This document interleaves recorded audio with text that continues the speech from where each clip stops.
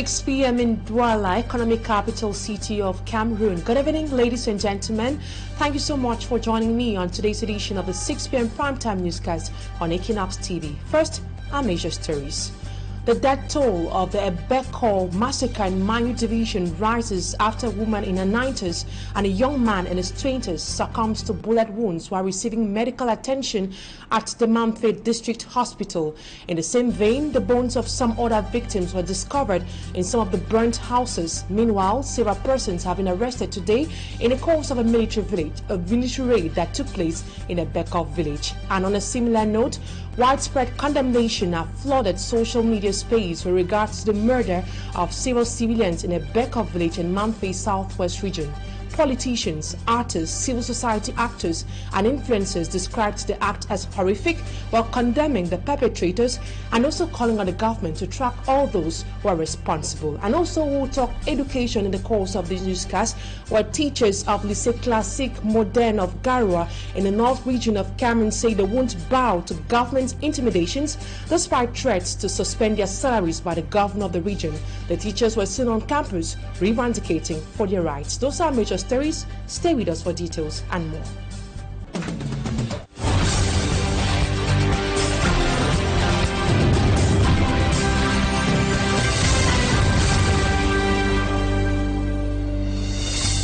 Thank you so much, ladies and gentlemen, for staying tuned to Equinoxe edition of the 6 p.m. primetime newscast. For presentation, I am Immaculate Fogwe. The death toll in the Ebeko village armed attack has increased by 3 as of Tuesday, November 7, 2023. 2 other victims died in the hospital, while the remains of another victim was recovered from one of the burnt houses in the search operation. The 3 brings the total to 27 following a previous statistics from the Lord Mayor of Mamfe Council. We have details with Fomi Armstrong Sander. Of early Tuesday, November 7, 2023 increased by 3 following the discovery of the remains of one of the victims in one of the burnt houses and the confirmation of 2 other deaths in the hospital. Mamfe Health District sources confirmed that Mamantu Sufina, a 90-year-old victim, succumbed to bullet wounds while in the hospital. She could not withstand the pains from the bullets she received in the course of the attack in the Ebeko village neighborhood. Mami Mantu Sufina wasn't the only one who died in the hospital. A young man aged 20, whose name we got as Auchan Smith, could not make it from the intense bleeding and sustained pains, sources indicated. Away from these 2, administrative sources confirmed that the remains of another victim were recovered from burnt items in one of the houses that were razed. The 3 deaths of Tuesday, November 7 brings the total to 27 following the statistics of the Mayor of the Mamfe Council, Robertson Tabechong. The Lord Mayor of the Mamfe Council, in his tough-worded reaction of Monday, November 6, 2023, placed the death toll at 24. Ambazonian terrorists go come from Mamfe, can kill 24 people them. He said the wounded victims were rushed to hospital facilities across the health district for urgent intervention.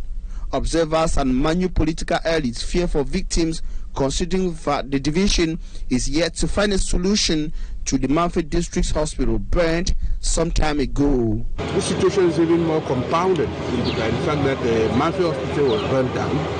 Now we are making use of a health center. Corpses that have been packed into military vehicles. Eventually we don't have mortuary facilities that are going to contain them. A security operation in a new layout neighborhood of Ebeko village early Tuesday also led to the arrest of some individuals for questioning. And in a similar story, top government officials, civil society actors and artists in Cameroon have condemned the carnage that took place at a Ebeko village in Mayu division on Monday. The civil society actors say the military option taken by the authorities should be taken off. Smart Jikan Gabriel read through some reactions and also talked to some civil society actors in his report. Killing of several persons and the burning down of houses at Ebeko village in Mamfe Mayu division has left many reactions on the social media. On his Twitter handle, the Prime Minister and Head of Government, Chief Dr. Joseph Jongute, says he is so shocked with the attack, describing it as a heinous and deplorable act. Barrister Keremuna, who had vowed not to talk about the horror and mayhem in the southwest and northwest region, couldn't hold himself. According to Barrister Keremuna, if Guzan was heartless and beyond cruel, he says the Manfe incident has left utterly heartbroken and tells those involved in the act that the day of reckoning is fast approaching. Top Cameroonian artist also felt bad with the Egbeko massacre. Grace Deke says she is heartbroken. Mani Bella simply said, "May the souls of the departed rest in peace," while Charlotte Dipanda in her post asked, "Till when will they keep crying with their sisters and brothers of Nozo?" A host of artists like Ndedi Yango, Loco, Mustique Le Charismatique reacted on the social media. Some civil society actors also reacted on the massacre in Egbeko village. It's really a sad situation that we find ourselves. We are crushed. We are feeling that pain. We are standing with the people of Manfe, and we are looking at the situation gradually, and we are believing that those who do the act, we condemn the act in strong terms. These acts are barbaric. These acts are heinous. These acts are unacceptable, whatsoever be the motive, because of the laxity of the way the government of Cameroon is going to solve the problem. And we all know very well that the military option taken by the government of Cameroon to address this issue has failed completely. At the time of this report, no official media release has been published about the incident, either by the Southwest Governor or the Ministry of Communication. And away from news connected to the Egbeko massacre, the Cameroon Bar Association is concerned about the brutality inflicted on the population by law enforcement officers. The Organization of Legal Minds has urged police authorities to punish some police officers who recently tortured a civilian in Douala. Babila Jonathan talked to the president of the Cameroon Bar Council and compiled his analysis of the issue in the following report. Two police officers brutalizing a civilian in Douala. A third joins what has been qualified by observers as a show of brutality. For over 30 minutes, the young man is tortured by the officers. It's becoming unbearable, the tortures that men and women in uniform dish out to citizens, to unarmed civilians at various instances, either at their offices or on the road at traffic control or at police or gendarme control points. The Cameroon Bar Association condemns the violation of laws by police officers in the discharge of their duties. Such acts of vandalism, which the Cameroon Bar seeks to inform the public, are in every way intent and purposes against the spirit, the content of all international acts, all international conventions and legislations ratified by Cameroon and national laws against torture. Article 3 of the January 2022 decree on the organization of the national security component of the state spells out the fundamental duties of the police, that of protecting institutions of the republic, freedoms, persons and properties. We are consequently urging and enjoining the authorities of the police corps to ensure that the perpetrators of this act of vandalism be called to book and be given the commensurate sanction that corresponds to their acts. Police and judicial authorities are therefore called to action to end such ills across the national territory. In education, teachers of Lycée Classique in Modène, the Garwa in the North region, in a viral video, have sent out strong messages to the Cameroonian government. The angry teachers say the suspension of their salaries will never intimidate them or stop them from carrying out on going along with their strike action. Our reporter AC Lucy Liengu spoke to Maurice Tenkeng, teachers trade union leader, and compiled the following report for us. Teachers of Lycée Classique et Modène, the Garwa, continue the strike action despite the decision taken by the governor of the North region suspending their salaries. The gods of the chalk say no intimidation from the government will stop them from carrying on the unnatural supporté, unnatural attendu movements. At the school premises, the teachers gathered carrying placards denouncing the governor's decision, which to them is an insult to their profession.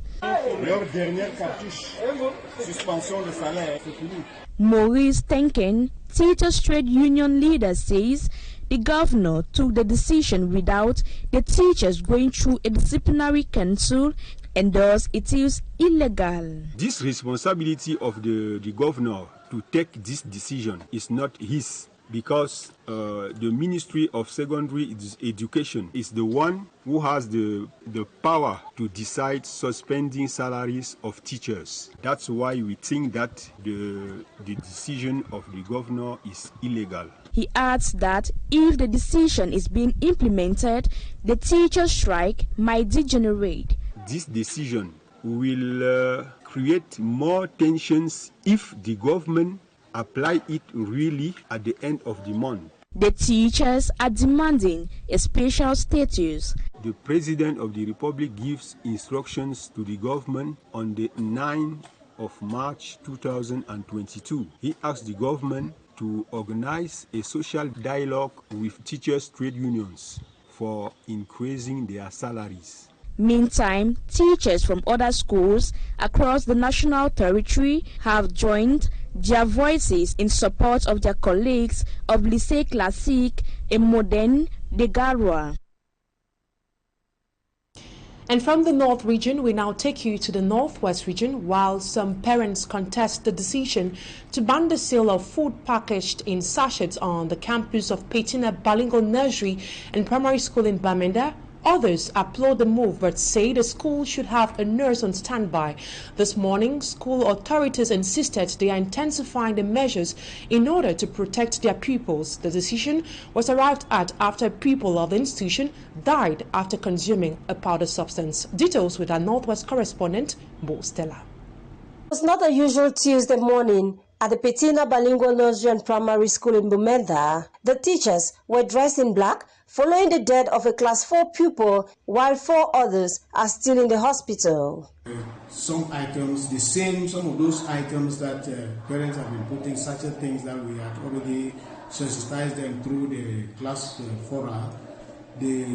Some of those things were still removed from the children's bag. Some were given back to the parents. Those children who came by themselves, we had to collect and to destroy them afterward.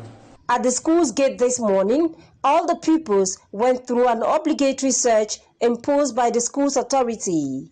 These 2 containers full of assorted sachet drinks and cookies were removed from the bags of the pupils. I like the system where they drum, but it's fine.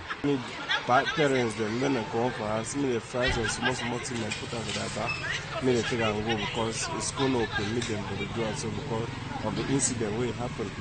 Though some parents contested the decision not to include food and drinks in sachets as snacks for their children, others wish that the school goes beyond the banning of food and drinks in sachets. If they can have a nurse within the school, I believe that such things, before they rush that child to the hospital or something,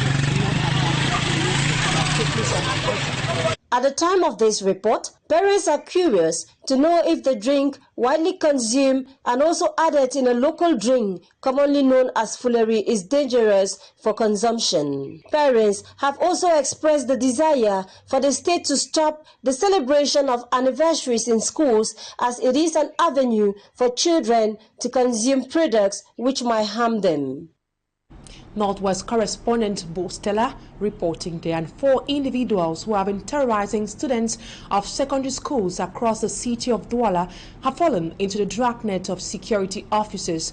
They were apprehended by elements of the anti-criminal unit and their weapons seized from them. We have details with Malaglary.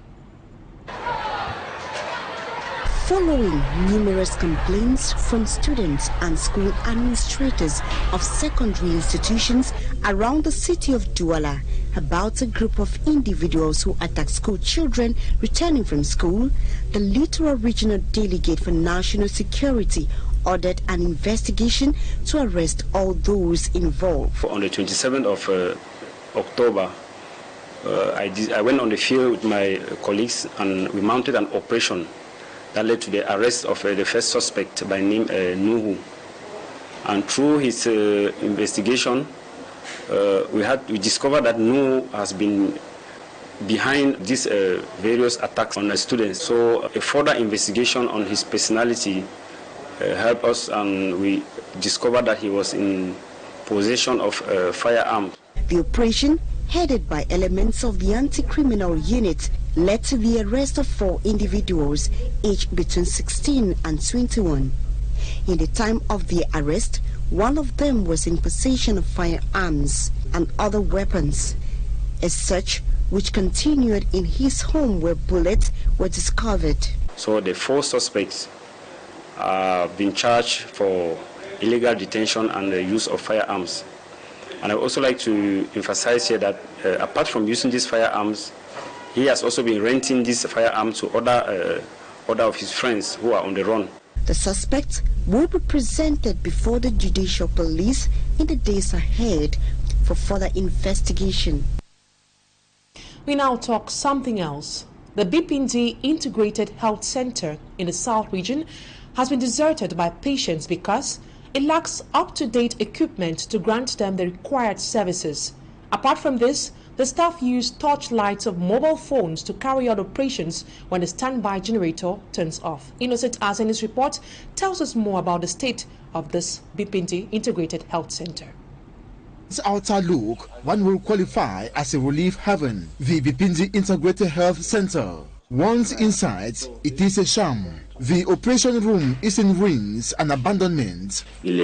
Most materials here are obsolete, with some useless. In such a situation, we are compelled to manage the available archaic equipment. Only the pharmacy seems to be functioning at the Integrated Health Center, whose lack of equipment or machines is chronic. If there exists one, like the microscope, there is no electricity for usage. Effectivement, nous avons un souci avec l'électricité. Due to the epileptic supply of electric energy, we mostly use torchlights from our mobile phones. There is a standby generator. When there is money, we fuel it. If there is no money, we use torchlights. Et c'est une entendu que nous faisons avec le pouvoir public pour venir octroyer une centrale solaire. In Bipindi, it is awkward to refer a patient to another medical facility. This, as traveling to Lolodov or Kribi, is hectic due to the deplorable and deadly state of the roads. And on to something else, at least 135 people have been united in holy matrimony during a collective marriage exercise organized by the mayor of Douala 4, Professor Mobimpa, over the weekend. According to the mayor, this initiative is meant to reduce the high rate of cohabitation and also contribute in the country's development. Malaglary tells us more. It was at Douala 4 Municipal Council that the mayor, Professor Mopimpa Edouard, officiated at least 65 marriages. Et nous savons que ces couples vont vivre des jours heureux. Most of whom have been living in concubinage for several years. And thanks to the collective marriage organized by the mayor, we are today happy married couples. My name was Menangim. Today, my name will become Madame Kelefak. I am so happy. I am happy today. I've been married with my wife for 21 years to 22 years. So we have 5 children. Today is the happiest day for us. We have decided to be forever and ever. I'm happy today because we are getting married. This marriage will go a long way to help us to plan a better future for our children. When you are living as singles, there's no good thing that you can do. The ceremony was officiated by the governor of the Littoral region, Samuel Jidune Ivaha Dubois, during which he gave a piece of advice to the couples. Getting married today, you should know you will have challenges. There will be sad and happy moments. an initiative which the mayor says will continue because the family is the smallest unit in the society and when united contributes to the country's development.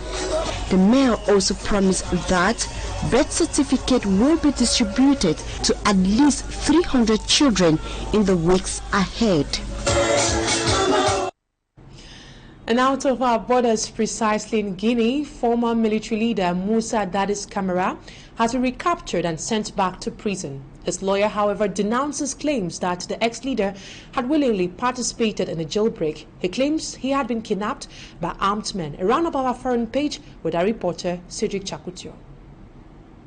In the Israeli-Hamas fight, the Israeli army said earlier on Sunday that it was carrying out significant strikes which will continue in the coming days in Gaza, adding that its troops in the Palestinian territory had cut into two. Les forces de l'armée israélienne dirigées par l'unité de reconnaissance d'élite Golani ont encerclé la ville de Gaza. Elles ont atteint le bord de mer dans la partie sud et ont encerclé la ville. Il existe désormais Gaza du Sud et Gaza du Nord. Hamas said Israel was carrying out intense bombing around several hospitals in the north of the territory where internet and telephone lines were cut. Furthermore, the Israeli army confirmed on social media the opening of a secure evacuation corridor to allow residents of the north of Gaza to move towards the south. For now, the United States is working very actively to allow the delivery of additional humanitarian aid to the Gaza Strip. Elsewhere in Guinea-Conakry, gunmen stormed the main prison in Guinea's capital and freed former dictator Moussa Dadis Camara and several others. According to his lawyer, Moussa Dadis was kidnapped. However, an attorney said he was back at the central jail where he was being questioned. But among the others who escaped were Claude Pivy and Blaise Goumou, who along with Camara had been detained on charges in connection with the 2009 stadium massacre that killed 157 people. For now, prison guards were suspended and investigations are ongoing. And still on news out of the country, the ECOWAS Court of Justice has seized the case of Ousmane Sonko. The West African body will rule on the request made by the opponent's lawyers to reinstate him on the electoral list. And in the Democratic Republic of Congo, the United Nations warns of an increase in human rights violations in the country. We have details with our reporter once more, Cedric Chakutu. In Senegal, the Economic Community of West African States, ECOWAS Court of Justice, set November 17th as the date of its decision on the reinstatement of Senegalese opponent Ousmane Sonko on the electoral list, which depends on his candidacy for 2024 presidential elections. Moreover, the lawyers of Mr. Sonko, a central figure in a standoff lasting more than 2 years with the Senegalese state, which triggered several episodes of deadly unrest, have referred to the matter to the ECOWAS Court of Justice. They asked him, among other things, to order the reinstatement of Mr. Sonko on the electoral list after his removal following a conviction in a moral case. However, the Ministry of the Interior has so far refused to issue Mr. Sonko with the official forms. It should be recalled that the Supreme Court is scheduled to consider the appeal on November 17. Elsewhere in the Democratic Republic of Congo, there are 940 violations and abuses of human rights in the Democratic Republic of Congo for the months of July and August 2023. This is what emerges from the latest report from the Joint United Nations Human Rights Officers. But this report still notes that in August there was an increase in the number of violations attributed to state agents in the provinces of North Kivu, Katanga and Kinshasa. A sign of growing political tension as the country heads towards general elections scheduled for December 20th. And in the Israel-Hamas conflict, South Africa and Chad both asked their diplomats stationed in Israel to leave the country. The South African government has decided to withdraw all its diplomats from Tel Aviv for consultation. Unlike Chadian Ministry of Foreign Affairs, who announced earlier on the 4th of November it was recalling its chargé d'affaires from Israel. Moreover, both countries didn't specify the duration of this reminder, but underlined disappointment in the face of the continuation of Israel bombings on schools and clinics in the Gaza Strip. And now we talk sports. 3 new players have been invited into the Lions' Den for the next FIFA World Cup qualifier games coming up later this month. While publishing the list of the 24-man squad, Rigobert's song says so many errors have been committed since he took over the team, but it reassures a new team will see the light of day beginning November 17, 2023. Our sportsman Smagic and Gabriel has the details. At his press conference before he released the list of 24 players for the upcoming FIFA World Cup qualifiers, Rigobert's son Barnett said he was aware that the past 18 months as head coach hasn't been a bed of roses for him, but he has at least achieved the goals given to him when he took up the indomitable Lions, which was to qualify for the FIFA World Cup 2022 and the African Nations Cup Ivory Coast 2023.